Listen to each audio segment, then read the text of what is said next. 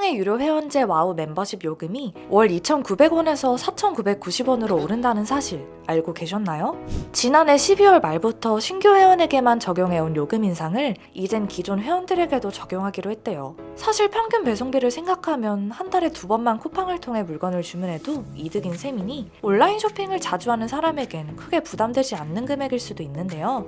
아무리 그래도 따지고 보면 72%나 인상되는 건데 쿠팡이 기존 회원들의 이탈을 막기 위해 다크 패턴을 사용하고 있다는 지적이 나오면서 소비자들의 불만이 커지고 있습니다. 다크 패턴이 대체 뭐길래 문제가 되고 있는 건지 핵심만 정리해드릴게요.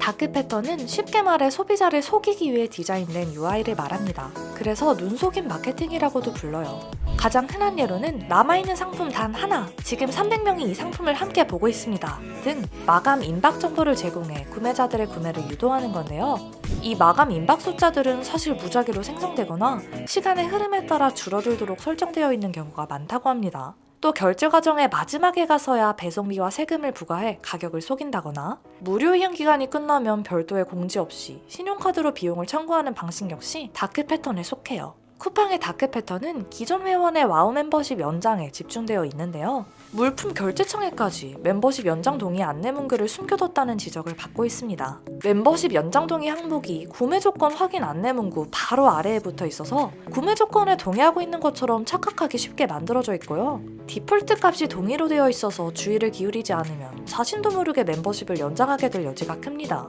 월회비가 70% 넘게 오르는데도 얼마나 오르는 건지 보기를 눌러야만 확인할 수 있다는 점도 문제로 꼽히고 있죠. 게다가 쿠팡에서 와우 멤버십 해지를 신청하면 해지하면 회원 전용 혜택이 즉시 사라집니다 라는 문구가 뜨는데요. 실제로는 해지를 신청하더라도 다음 결제 예정일까지는 혜택이 유지돼요. 사실 쿠팡 외에도 다크 패턴은 수많은 사이트와 앱에서 빈번하게 사용되고 있는데요. 지난해 7월 한국소비자원이 구글 플레이 스토어에서 카테고리 10개당 유료 결제가 이뤄지는 상위 10개, 총 100개의 앱을 조사했더니 무려 97%의 앱에서 다크 패턴이 발견됐어요.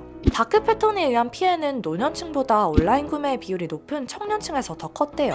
일부에선 다크 패턴을 판매자의 마케팅 수단이라고 주장합니다. 소비자의 구매를 유도하는 적극적인 수단일 뿐이라는 거죠. 하지만 많은 전문가들은 다크 패턴을 마케팅으로 볼 수 없다고 말해요.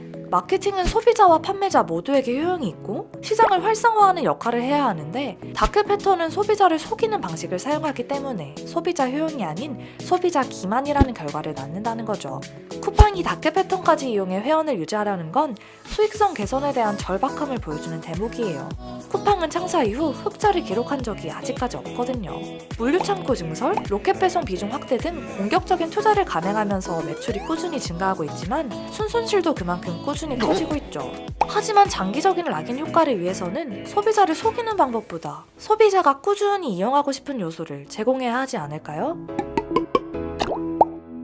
이번 편이 유용하셨다면 좋아요와 구독 부탁드려요. 알람 설정까지 해주신다면 다음 편도 놓치지 않고 보실 수 있습니다. 그럼 다음 편에서 만나요. 안녕!